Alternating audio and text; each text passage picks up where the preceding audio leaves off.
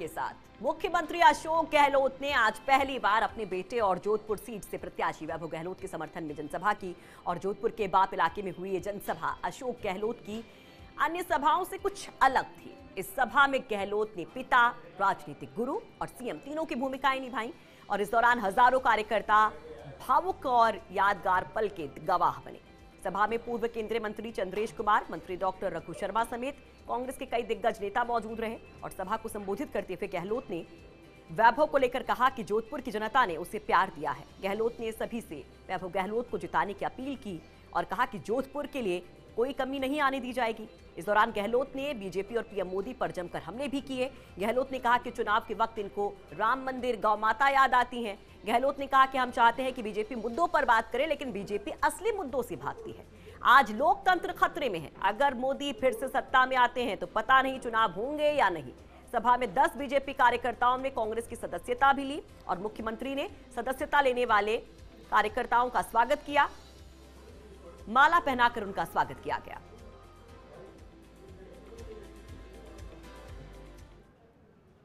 मैं गांव में घूमता था, दिल्ली से उतरा, जोधपुर घर गया, सुबह 8 बजे खाना खाया।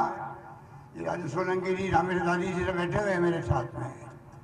हम लोग सब गांव में घूमते थे, कैंपों में जाते थे।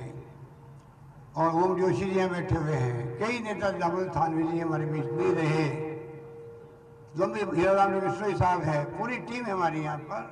ये सब लोग मेरे साथ चलते थे और उसके कारण से मैं कह सकता हूँ आपको कि मुझे जो सीखने को मिला कि गांव में क्या तकलीफ होती है, सड़कों की, पानी की, बिजली की, शिक्षा की, स्वास्थ्य सेवाओं की, क्या तकलीफ में रहते हैं ढाणियों में। गांव तो नाम के रह गए हैं, लोग ढाणियों पर गए हैं, खेतों के अंदर।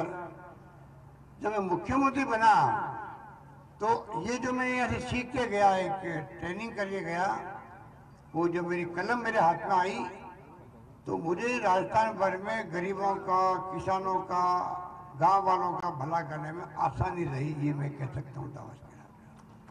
4 रक्का लगातार पड़ गए। काम के पहले अनाज खोल दिया हमने, घर घर में गेहूं पहुंच गए लोगों के। गेहूं की बोरियां घरों में रखे, कहा ये तकलीफ होगी कि गाँव वालों को। वसुंधरा जी कहती थी अशोक गहलोत तो दिल्ली की सड़कों पे घूम रहा है, भीख मांग रहा गेहूं की, गेहूं दो, गेहूं दो, गेहूं दो। वाजपेयी जी थे प्राइम मिनिस्टर। मैंने कहा वसुंधरा जी, मुझे गर्व होगा अगर मेरे प्रदेश की जनता की भूख मिटती है तो भीख मांगने मुझे शर्म नहीं आएगी, गर्व होगा। झूठे वादे किए 15 लाख नौकरी दे देंगे और पता नहीं क्या क्या कर देंगे, काला धन लेके आएंगे, महंगाई कम कर देंगे, 2 करोड़ नौजवानों को नौकरी मिलेगी। ये सब वादे धरे रह गए मोदी जी के। अब तो याद ही नहीं करते वादों, अब तो राष्ट्र प्रेम की बात करते हैं। जब हम तो राष्ट्र प्रेमी है ही नहीं है, बैठे हुए खाली मोदी जी, अमित शाह जी राष्ट्र प्रेमी है। जब बीजेपी के झंडा लगा के बैठते मीटिंग करके, वो राष्ट्र प्रेमी है, हम राजभक्त नहीं है, वो राजभक्त है। राजभक्त बनने के लिए बीजेपी जाना जरूरी हो गया उनके लिए। ये माहौल बना गया, घृणा का माहौल, नफरत का माहौल, डर का माहौल, घृणा का माहौल आज देश के अंदर है। लोकतंत्र में इससे बुरे दिन कभी आ नहीं सकते जो आज मोदी जी की राज में देशवासी भुगत रहे हैं। ये मैं कह सकता हूँ कि जोधपुर का रिश्ता तो जिंदगी भर रहेगा, अंतिम सांस तक आपके साथ रिश्ता रहेगा हमारा, अंतिम सांस। चाहे मैं किसी पद पर पहुंच जाऊं संगठन में, जब मुख्यमंत्री बना हुआ हूं, दिमाग में रखो जोधपुर मेरे दिल में बसा हुआ है। जोधपुर में मत जाता हूँ, कारण नहीं मुझे जिंदगी में 40 साल से ज्यादा हो गया है सेवा करते हुए।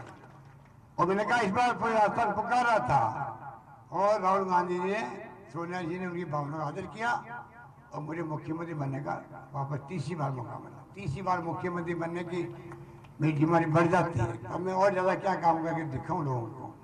और मैं आपको कहना चाहूँगा, निश्चित रहो आपके अनुभव मेरे काम आएंगे, कोई कमी नहीं रहेगी। राजस्थान में जो कुछ मेरे संभव होगा, गरीब हो, पिछड़ा हो, दलित हो, आदिवासी हो, किसी कौम में गरीब हो, मेरी कलम चलेगी तो गरीब के लिए चलेगी, विकास के लिए चलेगी, मैं कह सकता हूँ।